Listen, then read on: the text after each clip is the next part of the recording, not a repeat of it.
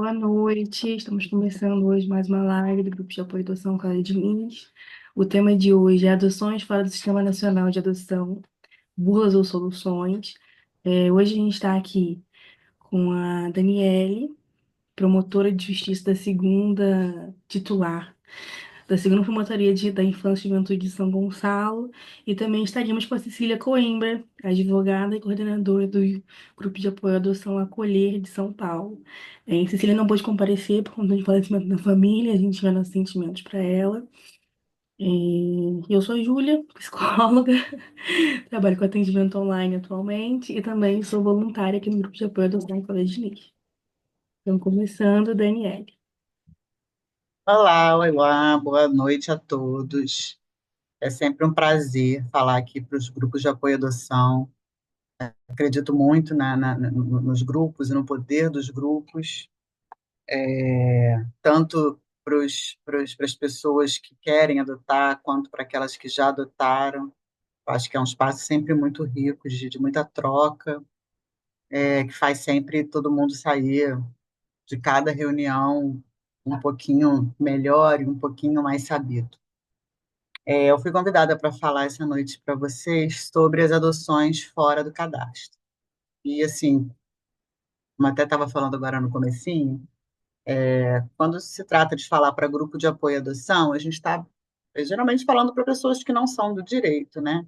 Então, vou tentar falar de uma forma bem simples, assim, qual é a sistemática atual da legislação sobre a a adoção fora do Cadastro Nacional de Adoção.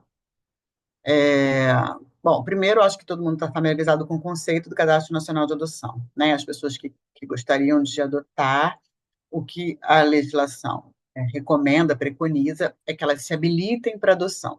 Então, elas procuram a vara da infância do local onde residem, elas são orientadas sobre os documentos que elas têm que apresentar, elas passam por entrevistas, por grupos, por dinâmicas, e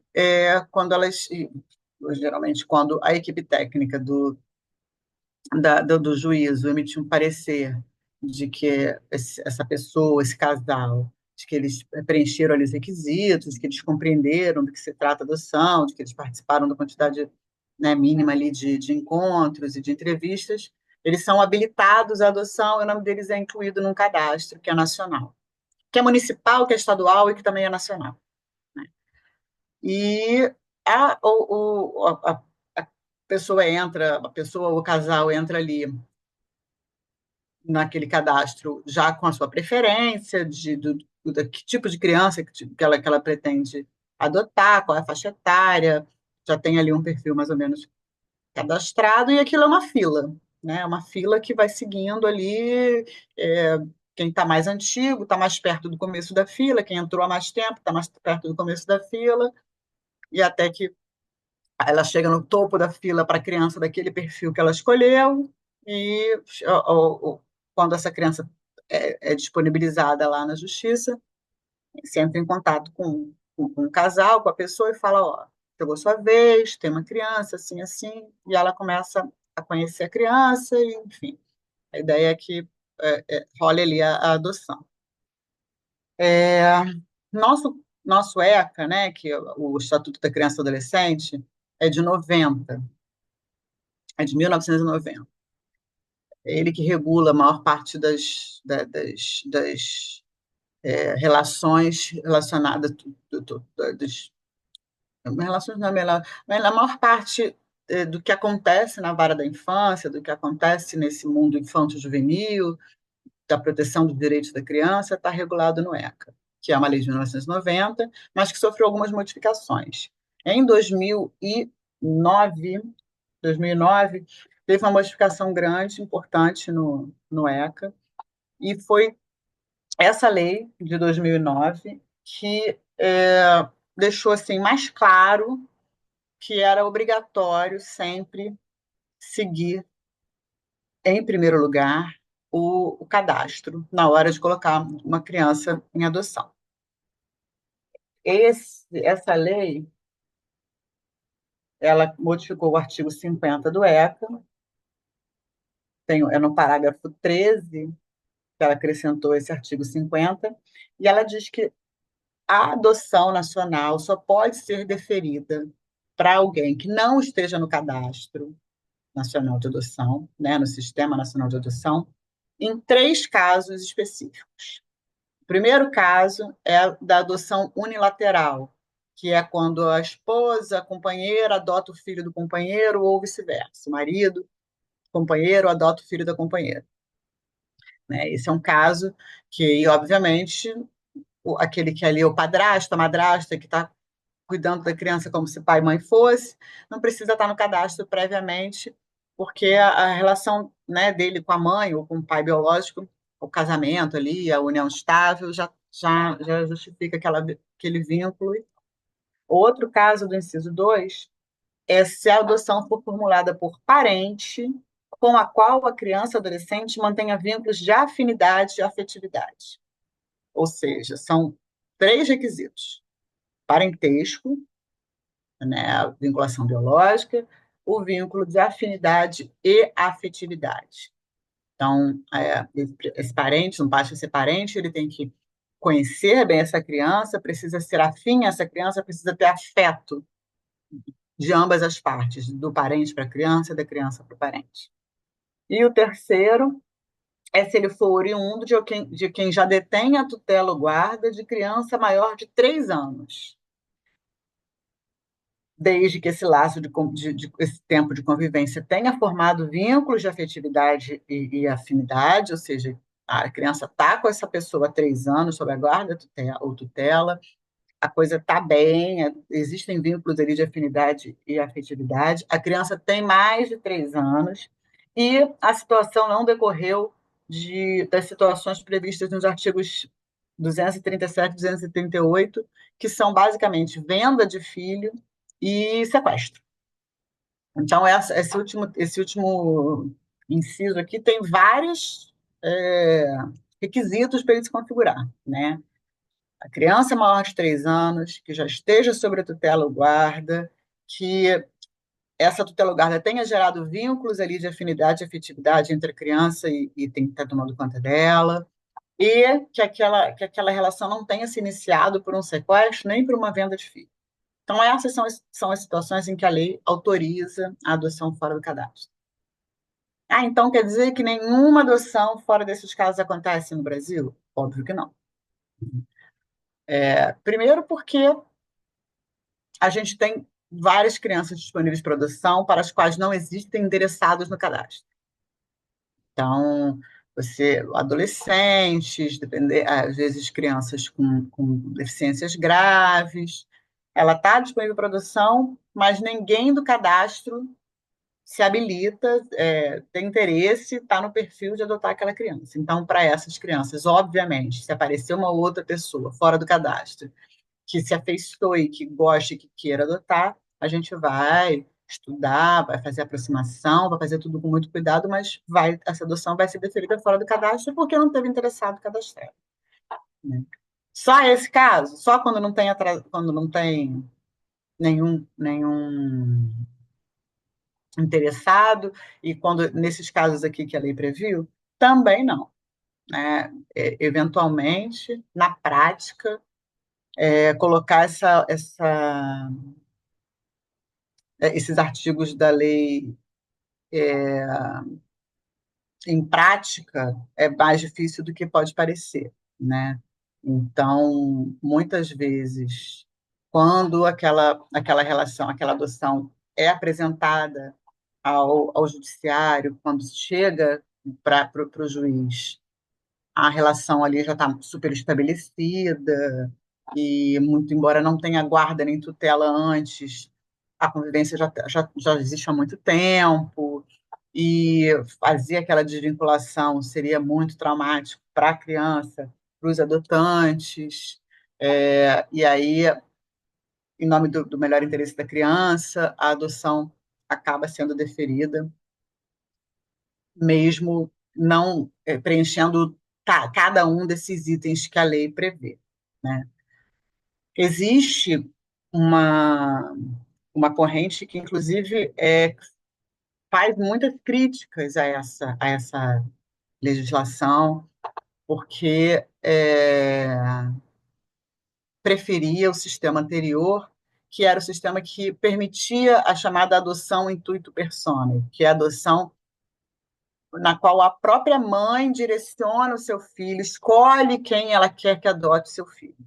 Né? As pessoas que defendem isso dizem que isso era um facilitador para adoção, porque a mãe, muitas vezes, que não pode tomar, que não tem condição de tomar conta, ela concorda em deixar uma outra pessoa tomando conta, desde que ela possa indicar quem é. Mas quando ela não pode indicar quem é, ela acaba não entregando a criança para adoção.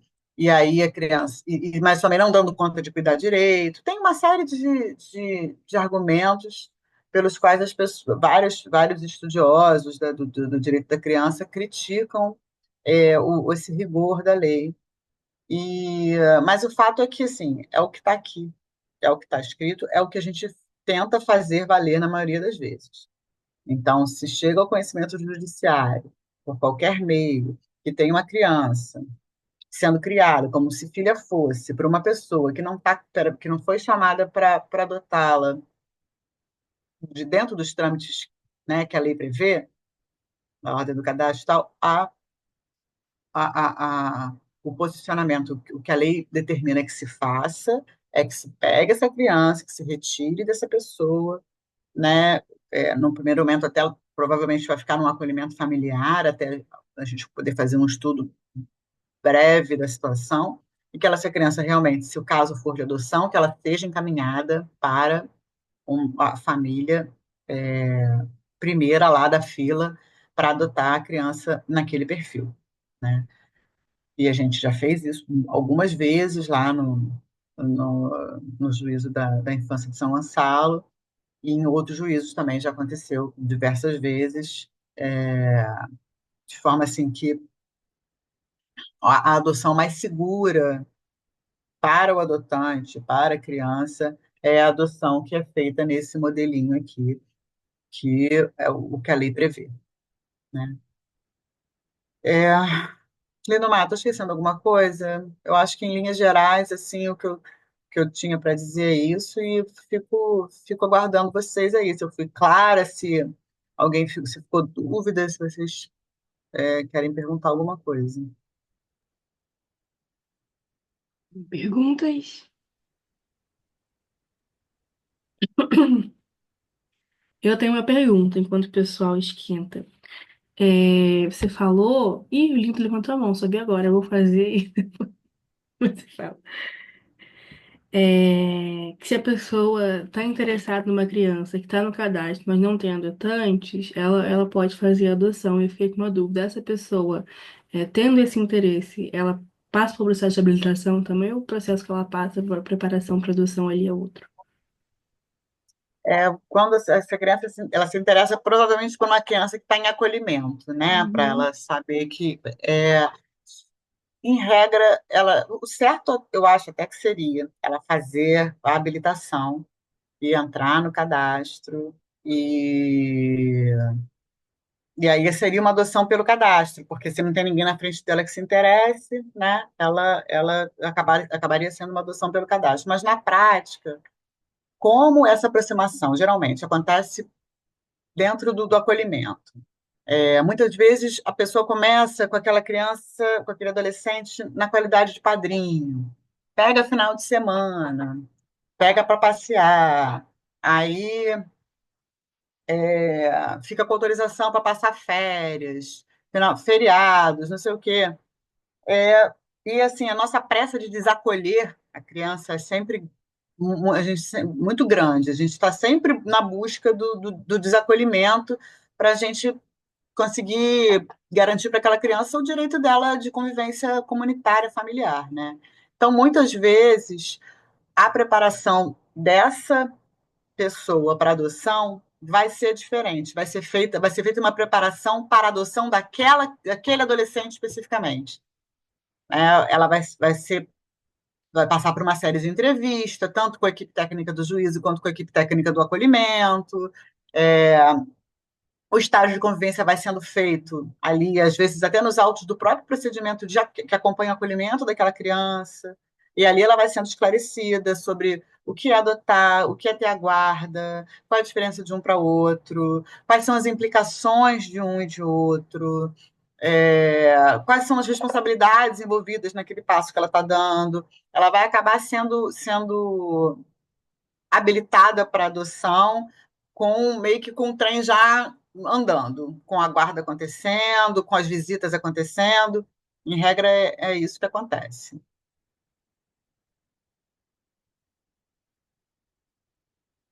Lindo? Vou botar a mão aqui. Bom, eu queria parabenizar pela fala, né? Agradecer a tua presença. É sempre um prazer estar com você. Você falando me veio assim algumas questões, né? Algumas histórias e algumas burlas, né? É, chega um casal, né? Primeiro, gente, eu quero dizer para vocês que eu sou não monogâmico, então esses conceitos que regem as relações amorosas, para mim, fazem pouco sentido. Mas, assim, me autorizando a ser um pouco vulgar na fala, chega a corna feliz, né? Para adotar um recém-nato, que seria que o marido registrou, né? E que a gente começa a fazer as entrevistas e fica muito evidente que aquele cara nem sequer conhecia a mãe biológica daquela criança. Mas ele está lá como pai biológico dela, né? E a esposa dele, muito feliz da vida, porque ele saiu com outra mulher, né? Num regime como o nosso, que é extremamente colonizado nos afetos, e que as relações são monogâmicas em tese, né? Aquela mulher está hiper feliz, né? Hiper feliz com aquela dita pulada de cerca do cara, e quando você vai ver, aquele cara não é pai biológico daquela criança, né? E aí, assim, eu não sou uma pessoa legalista, tanto que eu não sou do direito, eu sou da psicologia, os afetos me interessam mais do que ordenar, do que fiscalizar a lei, como é um lugar específico também, né, mas não o único, tem muitas outras funções, mas ao Ministério Público cabe fiscalizar, né, a lei e o próprio sistema nacional, né, Dani? É, é que fica evidente para mim, assim, que essa burla ela não é necessariamente contra o Estado, mas é contra a criança, que é uma burla que inviabiliza que ela tenha acesso à sua história, de que ela tenha contato com irmãos, né? E que ela simplesmente sirva de objeto de prazer para a realização do sonho de uma família pequena burguesa que vai ter um filho só seu, sem outros atravessamentos.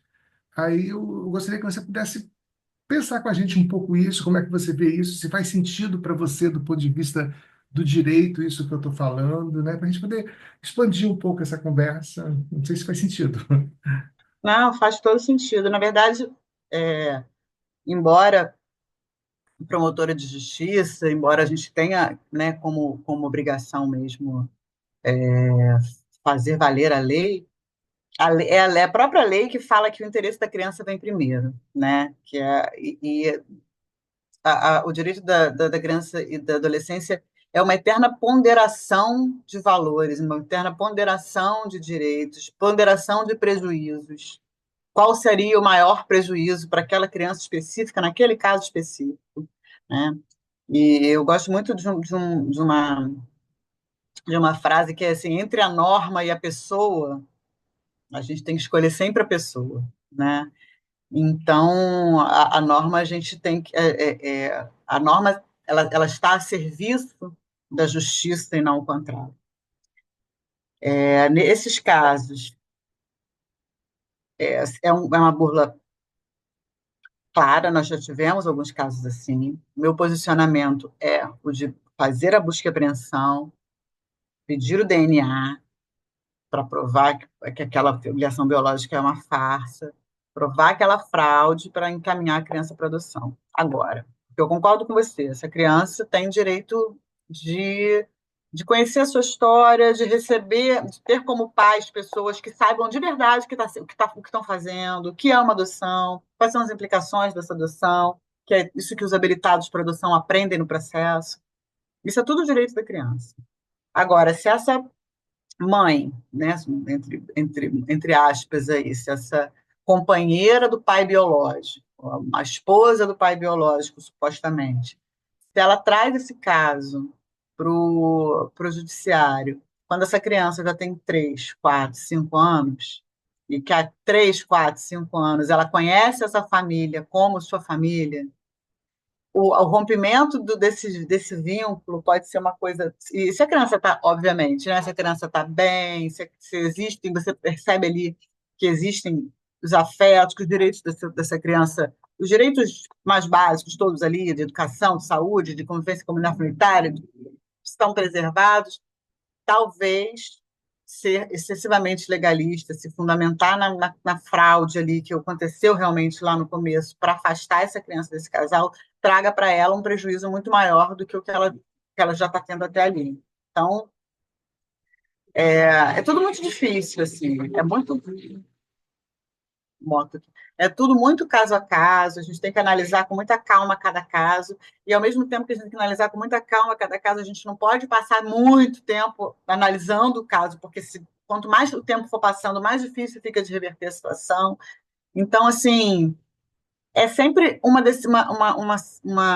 situação que eu acho muito indesejável para todos os lados, para o sistema de justiça, para a família, porque aquela situação fica mal resolvida, gerando tensão durante muito tempo ali, e pode ser, o desfecho pode ser bom para a família, pode ser ruim, péssimo para a família, pode ser bom para a criança, pode ser ruim. Então, é por isso que, né, o ideal, o que a gente gosta de fazer é a adoção pelo cadastro, bonitinha, com todas claras.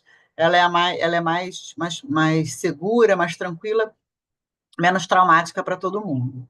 Mas esses casos são realmente comuns, acho até que já foram mais, as pessoas, eu não sei se agora elas estão mais espertas e estão esperando ainda mais para aparecer na justiça, não sei.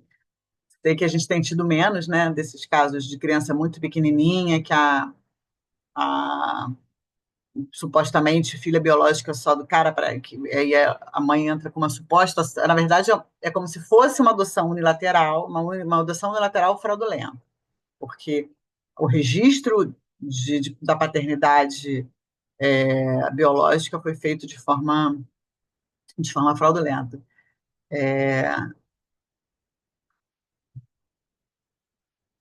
Então, quando isso aparece, resumindo muito, quando esses casos aparecem para a gente cedo, que a criança ainda é bebê, que ainda é pequena, que a gente percebe que o prejuízo para ela não vai ser tão grande, a gente busca, sim, tentar reverter e encaminhar a criança para adoção do jeito que deve ser. Mais ou menos isso, Lino, que você estava pensando?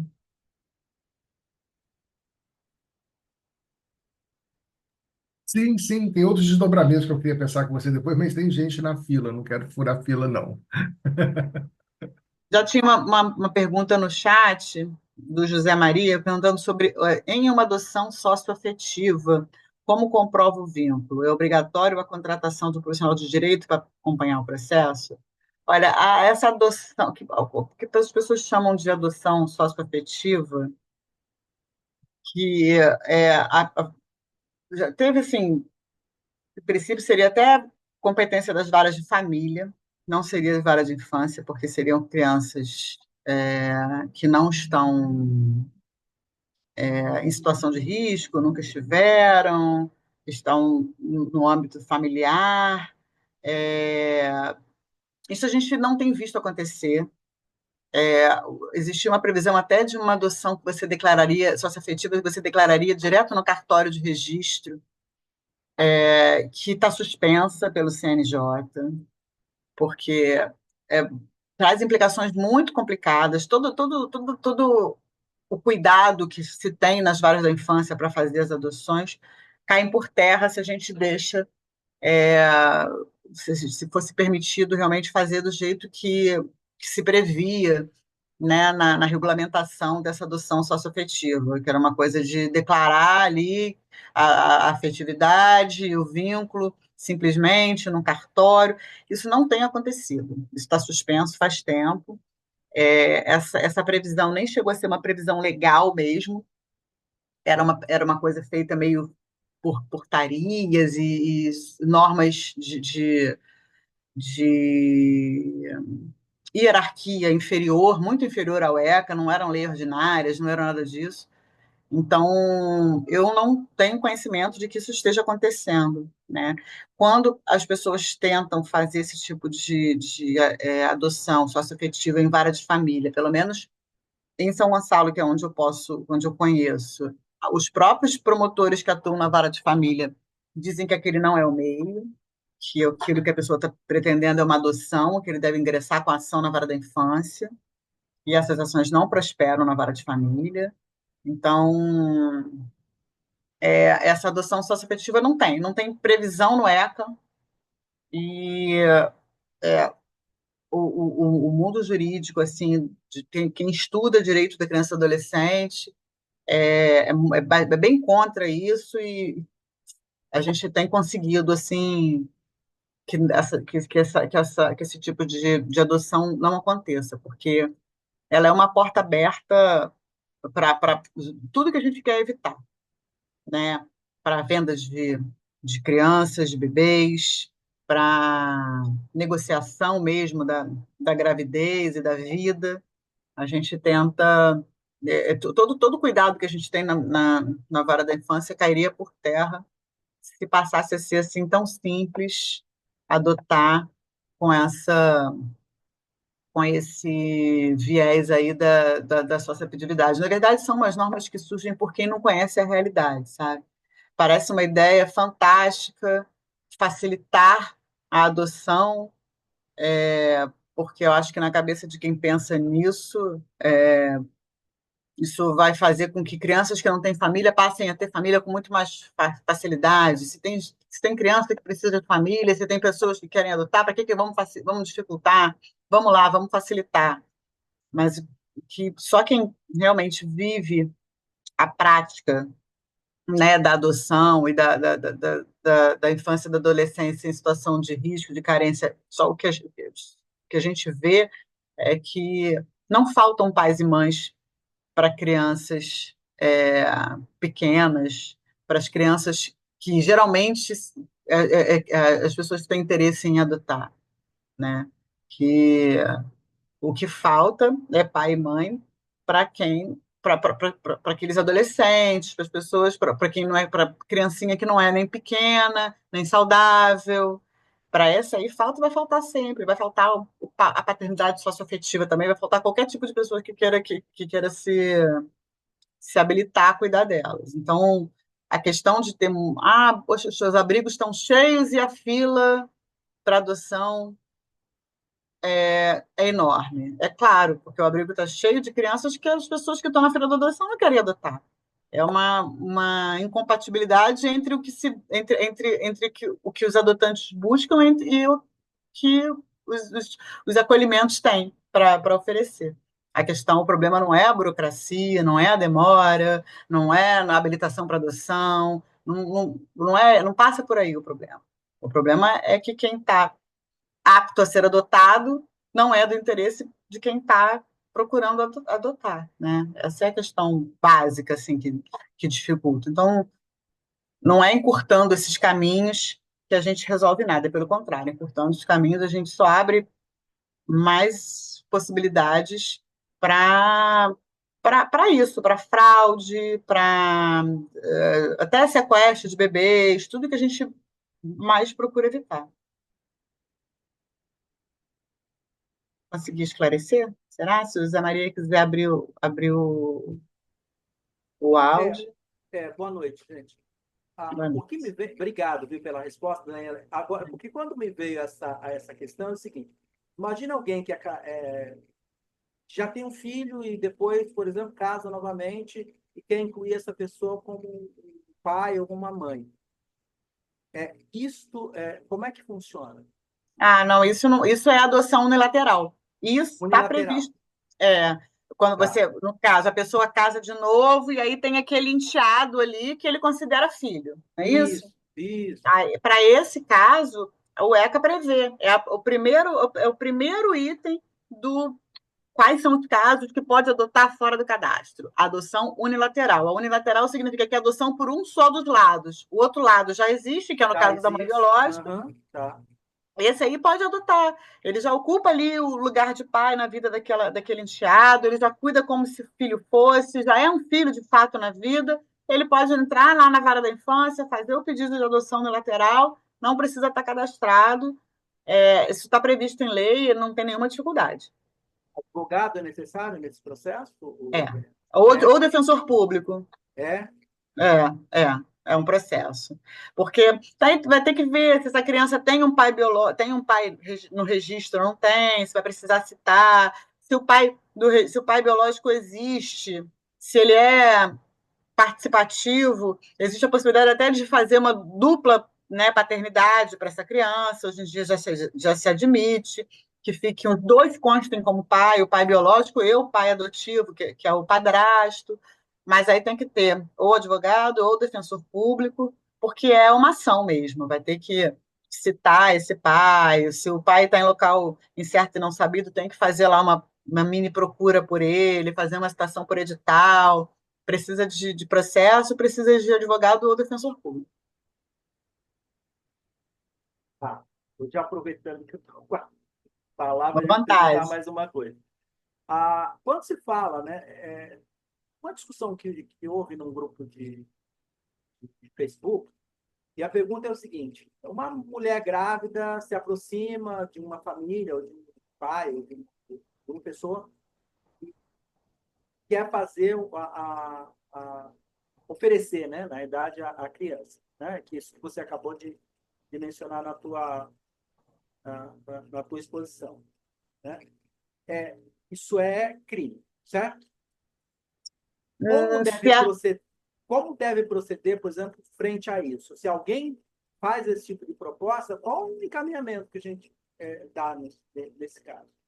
Na verdade, Zé Maria, o crime é se ela pedir alguma coisa em troca desse bebê. Se ela pede um dinheiro em troca, se ela pede alguma coisa em troca, ela está cometendo um crime realmente. Se ela não pede nada em troca, é um ato antijurídico.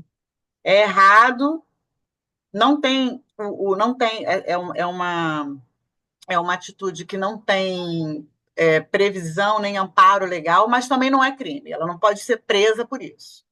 Entendi. Eu acho que a melhor atitude que o casal poderia ter, se todo mundo tivesse todo o esclarecimento do mundo, seria falar para essa moça: olha, eu não estou habilitada para adoção.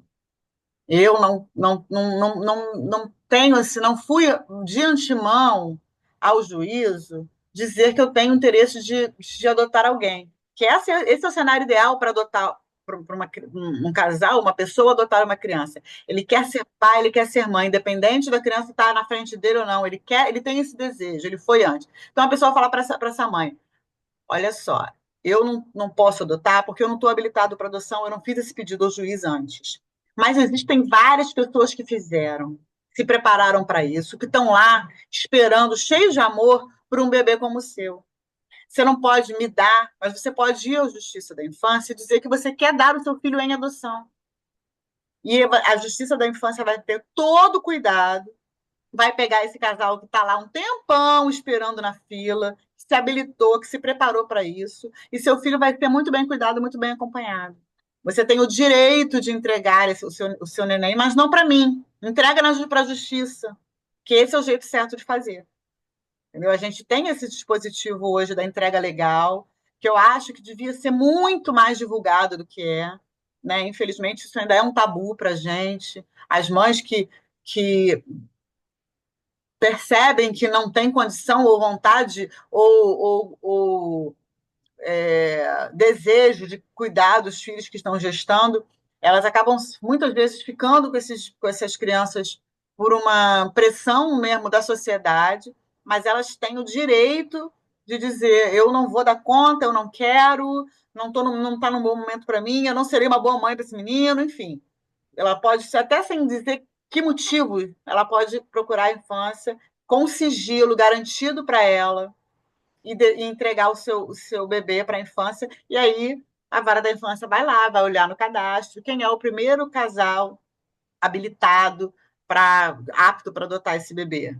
Ah, esse aqui, é fulano, esse casal, esse homem, essa mulher, essa pessoa. Vamos chamar.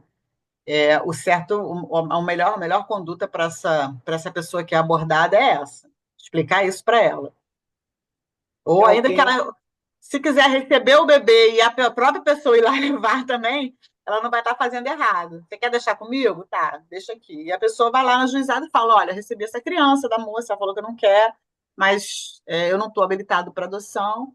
Eu vim aqui trazer para vocês, porque vocês vão saber o que fazer. você está falando de não habilitado. E se tiver habilitado e a tentação? Mas está habilitado, mas ainda não está na hora dele, né? Exato. Como é que É, funciona? é muito tentador, mas está errado também. Tá? Furar a fila, furar a fila também tá bem errado, porque assim, aquele que entrou na fila há 1 ano, comparado com aquele que está na fila há 7 anos, há 6 anos,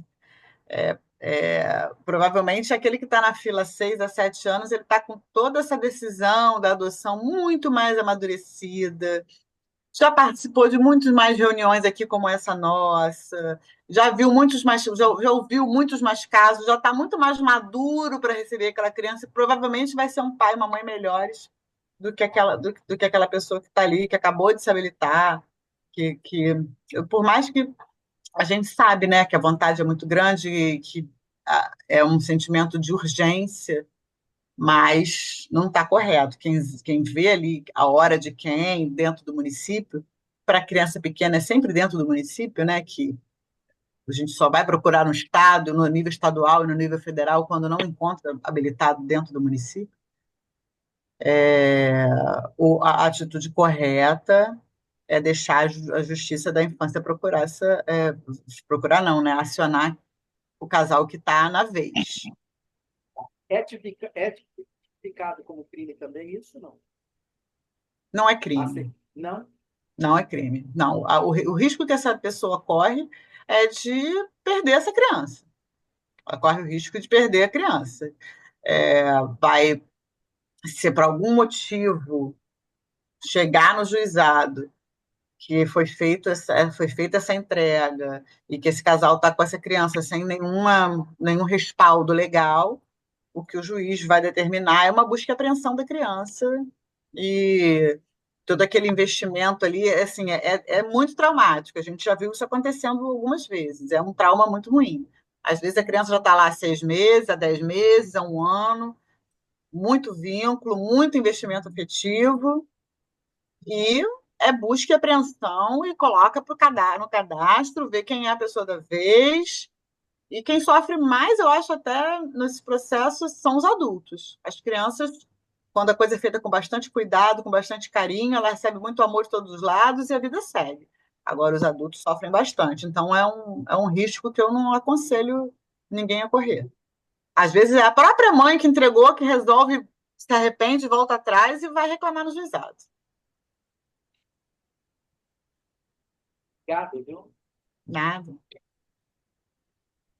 Tem mais alguém de mão levantada? Eu queria falar. Tem Pode alguém de mão falar. levantada que eu não estou vendo? Eu sou a Thaís, o Lindomar me apresentou. Eu sou também uma das voluntárias do grupo de apoio à adoção. Seja bem-vinda. Eu queria enfatizar essa questão mesmo que você acabou de falar da adoção fraudulenta, que muitos tentam fazer. Na época em que eu acho que todo mundo que está na fase de espera da adoção já passou por isso. Fala, fulano, o amigo, o irmão do vizinho, tipo o amigo do filho de uma colega minha, tem uma criança, não está querendo, ela não está querendo a criança, está querendo dar a criança para alguém. Então a gente tem que ter muito cuidado com esse tipo de coisa. Fala, é tentador? É, mas vão no certo, vão no correto. Eu já vi experiências na família de adoção fraudulenta. Eu já tive uma experiência na família. A pessoa só soube que era adotada na fase adulta. Nossa, Gerou um constrangimento, gerou uma coisa tão desagradável na família que a coisa não tem consequências. Então a gente tem que ter, vocês que estão esperando, eu sei que a vontade de ser pai, de ser mãe, de exercer a maternidade, a paternidade em si, é um desejo muito grande, mas a gente tem que ter cuidado. Sempre vai aparecer, fulaninho está querendo dar a criança. Não entra nessa não, gente, porque é furada, gera processo, gera uma série de complicações para a vida de quem faz esse tipo de coisa, né? É isso que eu queria falar. é verdade, Thaís. Quem está lá na linha de frente vê acontecendo com muita frequência. E fora a revolta de quem está esperando de forma correta, aí chega uma pessoa, tenta burlar. Isso é revoltante. É muito revoltante. É, é. Essa burla ao cadastro é considerado um ato, não, como eu disse, o crime ele tem que ter previsão expressa de crime, né? Mas se tiver suspeita de que teve algum tipo de negociação que envolva valores, que seja pagar a ultrassonografia ou um dinheirinho a mais para a mãe, enquanto está gestante, comer melhor e tal, aí já configura aí, no mínimo, uma investigação criminal, sim, porque, né, você pode equiparar aquilo à venda do bebê, né? E a simples burla à adoção é considerado um ato antijurídico, e essa pessoa, esse casal, essa pessoa que tentou burlar a fila, em regra, é chamado à justiça, e ela pode ser acionada civilmente para pagar multa por danos morais coletivos, porque ela causou danos ali a quem está inscrito na adoção, na fila, quem está lá esperando há anos e tal. E é comum o Ministério Público fazer ação civil contra essas pessoas, pedindo indenização por danos morais, e aí o valor da multa se reverte em prol dos grupos de apoio à adoção e coisas afins. Não é crime, mas é um ato antijurídico, é um ato ilícito. É diferente de crime, porque crime tem que ter pena prevista de reclusão, detenção ou multa, tem que estar lá no Código Penal ou em alguma lei penal. Mas o fato de que não é crime não significa que não seja um ato antijurídico, um ato passível de causar dano e de ter que indenizar esse dano, né? Lindo, acho que você é o próximo. Deixa a Ceissa primeiro, porque ela não falou ainda. Nem estou vendo Ceissa, não está aparecendo todo mundo na minha tela, então me ajudem aí. Ceissa? Boa noite, gente. Sou a Ceissa Delfino. Também sou voluntária aqui no grupo Cláudia Diniz. E a minha pergunta, Daniele, não seria nem quanto adotante. Algumas pessoas, assim como Lindomar, Thaís, sabem que eu trabalho numa unidade de saúde, né? Famoso postinho de saúde, e dentro de uma comunidade.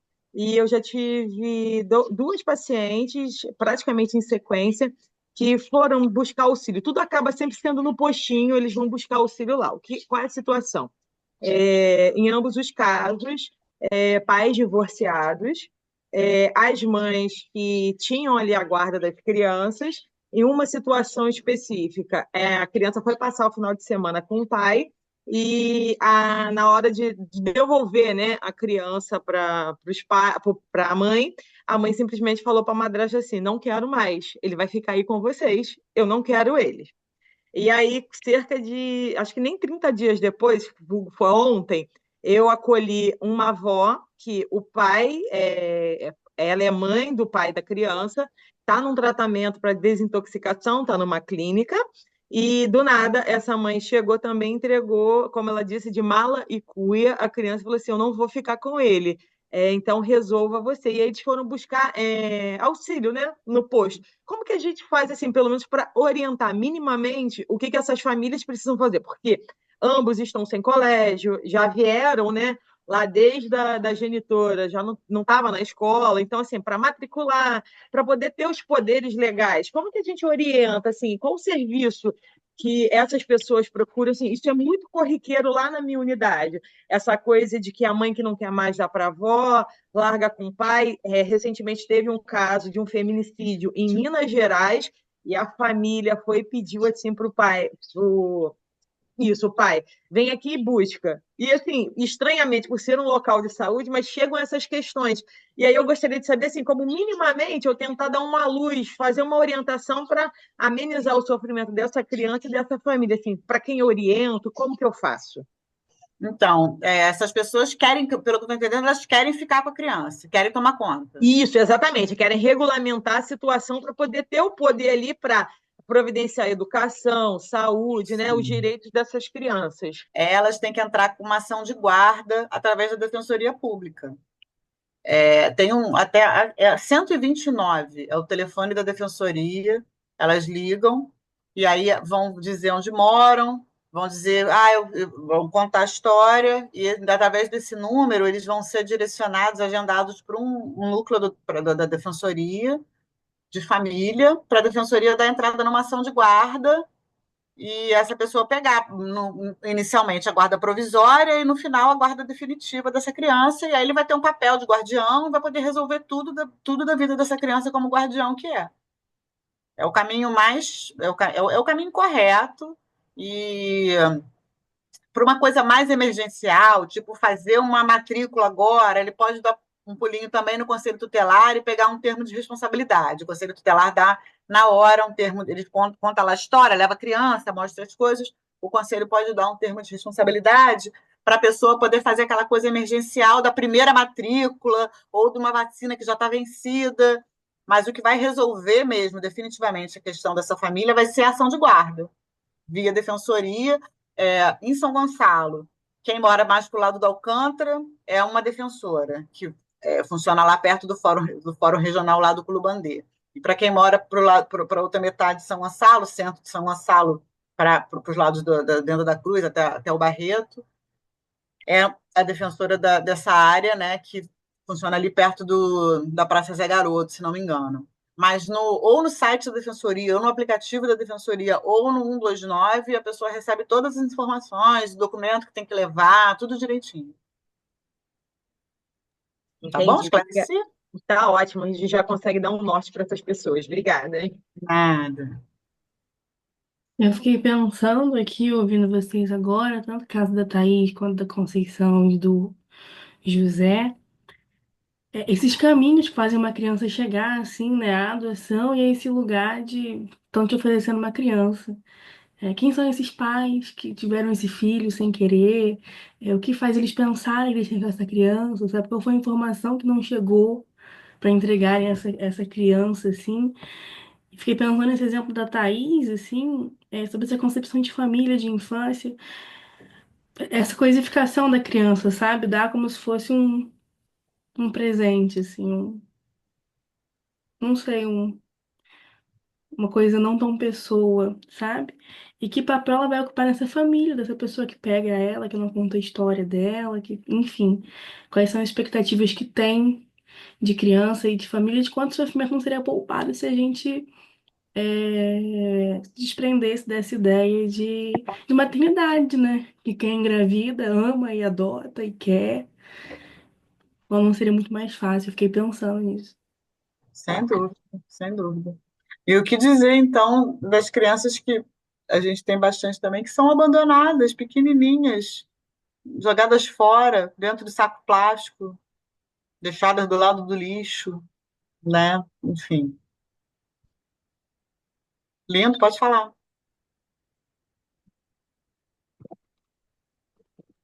Então, quando o Zé se remete à questão, né, eu fiquei pensando, porque assim, sempre me intrigava muito essa questão de que a pluriparentalidade seria um assunto de vara de família e não de vara de infância, né?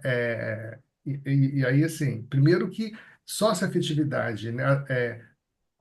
Toda adoção, ela é uma filiação socioafetiva, porque ela parte do pressuposto de uma relação, uma adoção judicial, né? Do pressuposto de você adotar uma criança a partir dos vínculos de afeto que vão se constituir independente da consanguinidade.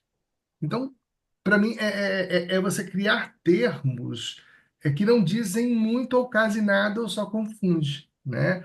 Porque, assim, e se uma ação pluriparental, por exemplo, uma pluriparentalidade, ela é definida na vara de família, porque a criança, em tese, está protegida, por que que a adoção unilateral também não é se a criança já está protegida? Então, assim, eu estou há 26 anos, né, na vara de infância de São Gonçalo, mas não sou formado em direito. E aí, assim, são alguns conceitos que me escapam e eu não sei se são conceitos inconsistentes, né? Então, eu me inscrevi para poder pedir para você falar um pouco disso, mas também trazer uma outra questão que tem a ver com essa assunção de uma paternidade, desse ato de cometer um crime, né, de dar parto alheio como seu, como está lá figurado no Código Penal, né, no Código Penal.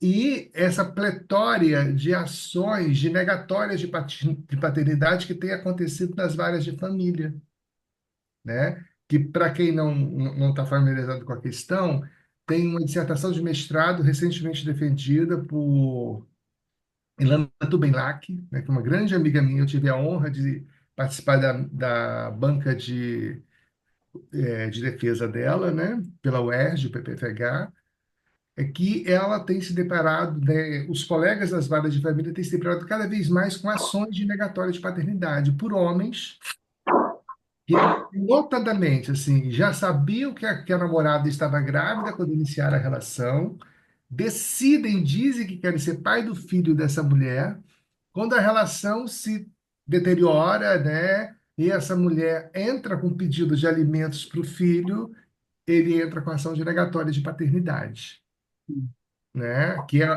E aí uma pergunta que me faço é porque para cada ação de negatória de paternidade não tem uma ação de crime por dar parto alheio como o seu, porque ele chega negando, mas todo mundo sabe que ele sabia, né? Então, então assim, eu acho que eu não sou, Dani sabe que eu não sou pela judicialização da vida, mas que talvez se cada macho desse recebesse uma ação criminal por registro, né, por registro ilegal, talvez a gente tivesse menos dessas coisas, né? E já, inclusive, na dissertação dela, tem uma das histórias que ela conta, que era uma história de adoção judicial. Que depois que o casal separa e a mãe entra com pedido de alimentos, o pai, por adoção judicial, que se habilitou para adoção, né, que adotou junto, que fez todo o processo de aproximação, ele entra com a negatória de paternidade, apontando que ele acreditava que aquele filho não fosse dele. E aí, durante o processo, se descobre que é uma filiação adotiva. E aí, assim, e nada de judiciar, assim, nenhuma responsabilidade jurídica acontece com esses machos, sabe? Isso me produz um mal-estar, e eu acho que não é à toa que eu estou com burnout, porque essas coisas me deixam muito enlouquecido, sabe? Aí eu queria te ouvir um pouco disso, o que que você pensa disso? Se faz sentido para você essas minhas ponderações técnico-teóricas aí que eu estou tentando propor aqui para o coletivo. Vou começar por essa última. Eu concordo plenamente com você, mas assim, infelizmente, a justiça é muito segmentada, né? Eu não faço justiça criminal, nem poderia, não tenho nenhum talento para isso, não tenho nenhum traquejo para isso. Desde que eu era estagiária, eu já percebi que essa parte criminal não era para mim, mas eu tenho a impressão, então, assim, não posso falar é, com a propriedade que eu falo das questões da infância que eu vivo, né?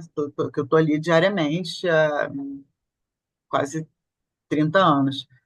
Mas a sensação que eu tenho da parte criminal é que eles lidam com uma diversidade e uma gama tal de crimes tão graves e tantos e muitos e sérios que esse tipo de coisa acaba sempre ficando num segundo plano, né?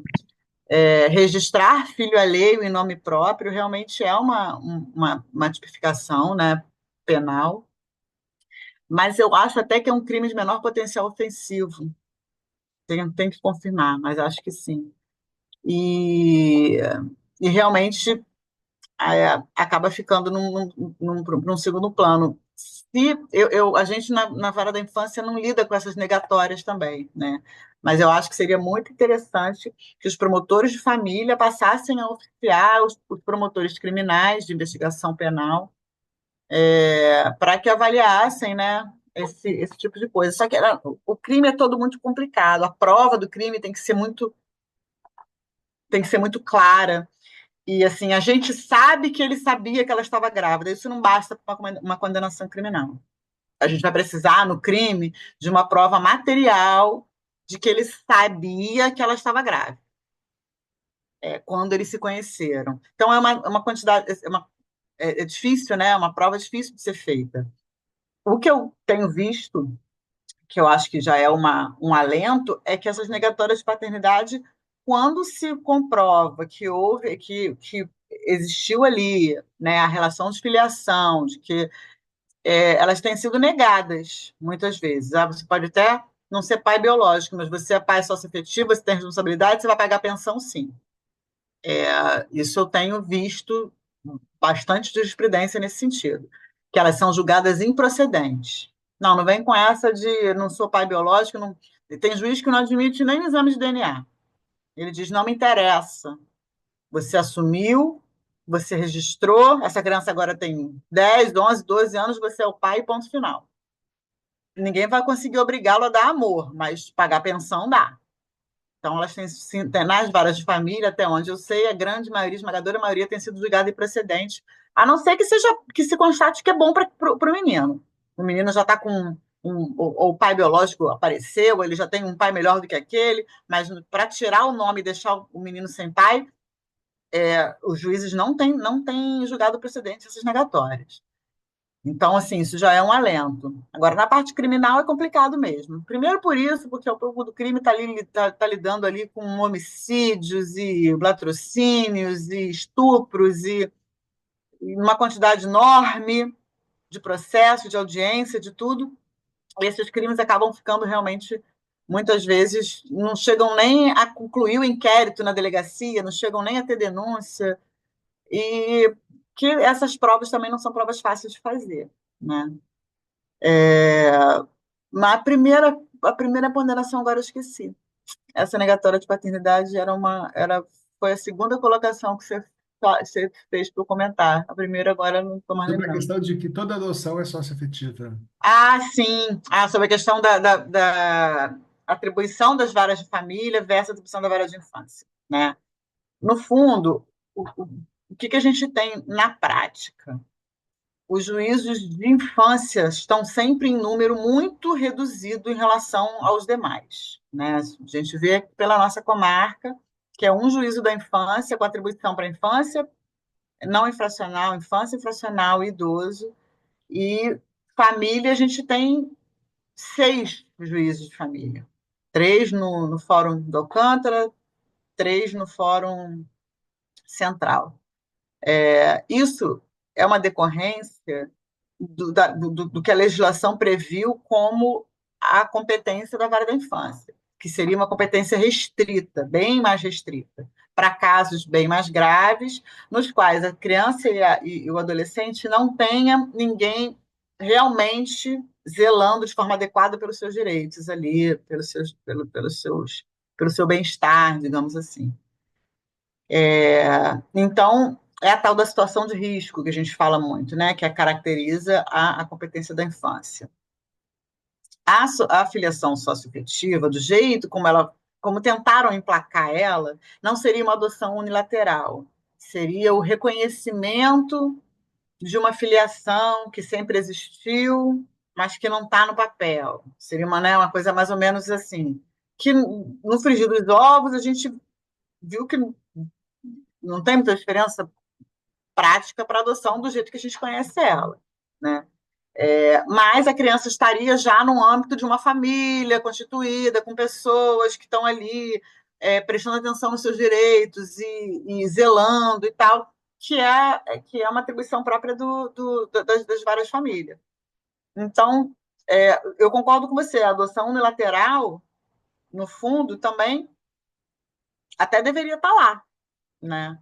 Mas como ela constou, ela sempre foi adoção, vista como adoção, e o ECA fala que adoção é na vara da infância, é a gente que faz, e eu acho isso bom. Então, mais uma vez, né, o direito é a coisa menos exata que a gente pode imaginar. Nosso ofício, ele é zero exato, ele é 0, 2 e 2 igual a 4. Tudo tem um lado, tem outro lado. Por um lado, nós somos mais especializados para lidar com esses casos, a gente tem até, acho que uma equipe técnica mais numerosa do que a das várias famílias, comparativamente, né? A equipe técnica das várias famílias atende muito mais juízes. A gente tem mais expertise no caso, mas baseado nisso, a gente começar a tentar trazer para a gente todos os casos, inclusive das crianças que estão bem representadas pelos responsáveis, a gente corre o risco de não dar conta daquilo que é, por essência, a nossa atribuição, que são as crianças em situação de risco. Né? Então, essa ponderação aí, de novo, a gente tem que fazer com muito cuidado e muito no caso a caso. Eu não advogaria para. Então, bota a adoção unilateral para lá, embora eu acho que não ia ter prejuízo. Na adoção unilateral, a gente vê na nossa. São processos sempre bastante simples, não, a vara de família poderia fazer com facilidade. Eu acho que talvez essas adoções aí que eles chamam de socioafetivas, mas que eu, no fundo, nunca entendi muito bem qual era a ideia, essas são mais complexas até de deixar na vara de família do que as unilaterais clássicas que a gente já tem previsão no ECA, tudo direitinho. Então é isso, assim, vontade a gente tem de trazer tudo que diz respeito a tangencia a adoção, a gente tem vontade de trazer para as varas da infância, porque a gente sabe que a expertise nossa é maior no assunto. Por outro lado, a gente tem que ter muito cuidado com ampliar demais, porque tá aí, você tendo burnout, eu doida para me aposentar, porque acaba ficando muito pesado. Mas olha só, eu já peguei adoções unilaterais muito espinhosas. Ah, De mas é um, raro, né? Tem, mas é, assim, porque com 30 anos trabalhando nisso, a gente já pegou tudo. Não tem o não, que a gente não tenha pego ainda, mas não é muito incomum ter por parte do pai ou da mãe biológica que que está na relação uma tentativa de, às vezes, esconder da criança a origem. sim. E aí é muito. Você tem que ir com muita delicadeza, muitas intervenções, é muito delicado mesmo. Eu, Verdade, isso acontece eu, mesmo. eu me lembro de um caso assim que eu atuei com Marta, já faz muito tempo, era uma menina linda, assim, de 9 10 anos, inteligentíssima, que tinha dificuldade de aprendizado, né? A mãe biológica não falava da família de origem paterna, e eu intuía que tinha uma história de violência sexual, porque ela teve essa menina com 15 anos, né? Mas por ela falar que o cara não era pai biológico, estava ok, o cara que não queria, né? E aí, assim, aí eu fui trabalhando com ele, ele já tinha uma outra filha em comum, né? E aí eu falo para ele, olha só, essa menina que você tem, que você ama, que é linda, se fosse tua filha biológica com a tua mulher, seria tão linda quanto, porque a outra também o é, né? Mas ela não seria essa menina, ela seria outra. Ela só é essa menina porque ela foi fruto do encontro de um outro homem com a mulher que você ama, que a produziu. E você cuida dela desde bebê. Então ela só é isso porque ela tem essa história, né? Pensa nisso. Aí ele foi, contaram para a menina, teve audiência, né? E no dia da audiência, a menina pede para passar na equipe técnica porque ela queria me dar um abraço. Assim, ela já sabia, né? Ela só não podia saber. Então, assim, tem essas delicadezas que a gente precisa ter um tempo para trabalhar, sabe, nas adoções unilaterais. Eu acho que justamente isso que as pessoas têm dificuldade de compreender do, sobre a importância da habilitação para adoção, né? Ter a consciência de que a história da criança é dela e que ela tem direito a essa história, seja ela qual for, seja ela pode ser a mais sofrida das histórias, mas que ela tem direito de conhecer e que é melhor para ela que ela saiba o quanto antes, que isso seja contado com o maior carinho, com o maior amor possível, mas que seja sempre esclarecido, porque a gente a gente lidando no dia a dia, vocês que técnica até muito mais do que nós, que acabamos que a gente fica muito mais com papel, com os relatórios, do que no olho, mas a gente vê no nosso dia a dia os prejuízos que essas coisas escondidas, essas coisas não ditas, o prejuízo que isso causa, né, para a família como um todo, para o psicológico da criança, para o emocional da criança. E aí a gente conversando isso nas adoções é fácil de entender, eu acho. As pessoas já conseguem compreender isso. E as adoções que são feitas assim, sem uma preparação, sem uma reflexão e tal, elas vão muito facilmente por esse caminho do atalho, o que ela não sabe não vai fazer ela sofrer, então deixa para lá, né? E, assim, uma habilitação bem feita, ela, ela, ela pode retardar o processo cronologicamente, mas ela evita muito aborrecimento, muito problema sério, difícil de resolver, né? Tem mais uma mãozinha. Vocês são, pode falar. Aproveitando o gancho que o Lindomar falou sobre a história, né, da origem dessa criança, eu também vivencio um pouco o contrário, né, a forma negativa dessa origem, quando essas crianças sobram literalmente na mão da avó, na mão da tia, e que usa a história do passado como uma forma de punição para essa criança. Eu tive uma situação em sala de vacina, onde duas crianças haviam sido foi a tia, né, pegou a guarda porque a mãe, infelizmente, usuária de drogas, esfregou o rostinho das crianças nas fezes de cavalo na rua. Foi o porteiro da escola que interviu, conseguiu, assim, foi o caso no bairro. E aí ela sempre usava assim, você quer? Eu só estou pedindo para você tomar a vacina. Você quer que eu faça igual sua mãe fez com você? Porque você lembra que sua mãe não prestava, que sua mãe te batia, eu não te bato. E eu e a médica do setor intervimos, levamos um canto, não faz isso com eles já estão sofridos, não faz, é um lugar de amor, não. Tentando mudar um pouco a mentalidade. Então, assim, enquanto uns escondem a história, outras apresentam de uma forma horrível, medonha, acabam com o pouco que essa criança de repente tinha, né, da sua origem. Então, assim, fica meio difícil a gente lidar com os dois lados. Acredito que mais para vocês, eu só tenho um respingo, né, do que acontece pela vivência lá do local. Mas é surreal, porque chega a doer no nosso coração a forma que eles falam, né, de como que essa criança chegou a essa outra família. E na grande maioria das vezes tem laço consanguíneo, são parentes biológicos, não está dado para outra pessoa, é uma avó, é uma tia, é uma prima. É assim, muito difícil lidar com essa situação. Por isso até que a gente tem cada vez mais também relativizado muito esse conceito de família biológica que tem preferência na adoção das crianças. Né? Que família biológica é essa que tem preferência na adoção? Eu acho que vai ser aquela família biológica que tem, como a lei fala, afinidade e afetividade. É aquela tia que aparece na porta na hora do aperto e a criança corre para o colo dela. É aquela pessoa que a criança realmente é parente, mas também é presente, também é proteção.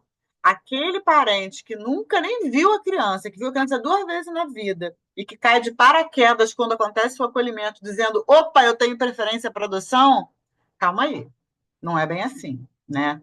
Então, assim, a gente tem tido bastante critério com essa história e muitas vezes é melhor para essa criança ir novamente para uma família habilitada, orientada, esclarecida, do que ficar com a família só porque é família, mas que vai cair nas mãos assim de uma tia que nunca pensou em adotar, que nunca teve um filho adotado, que não sabe lidar com isso.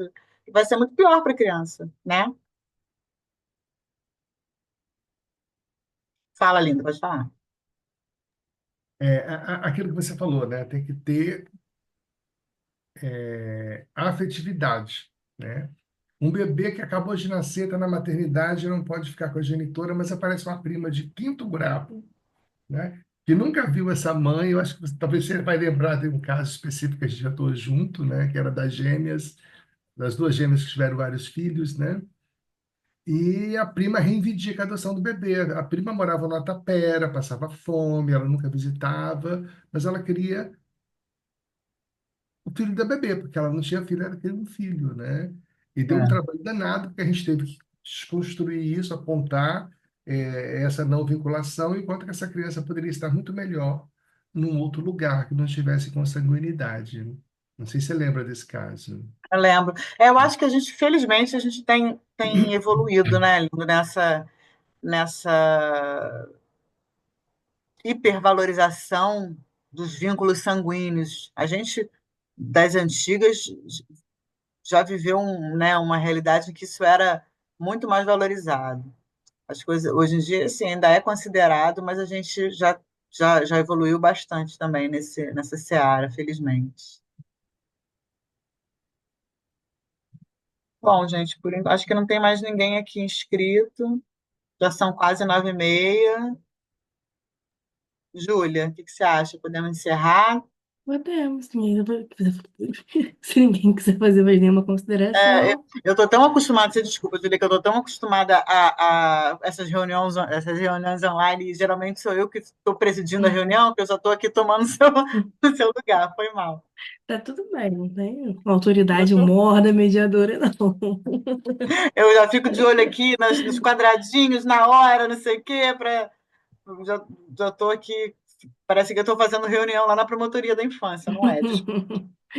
Mas ficamos por aqui. Deixa eu aproveitar e dizer que Júlia é uma psicóloga muito competente, muito talentosa, tá? Quem estiver precisando de uma boa escuta, faz contato com ela, ela é maravilhosa. Ah, coisa Obrigada. boa, bom saber, viu? Bom saber, porque eu estou sempre precisando de boas indicações. Obrigada. Alguém mais quer trazer alguma coisa? Acredito que não. Então a gente fica por aqui hoje. Daniela, muito obrigada. Prazer sempre. Prazer. Bom descanso, bom feriado para todo mundo. Vou encerrar a gravação.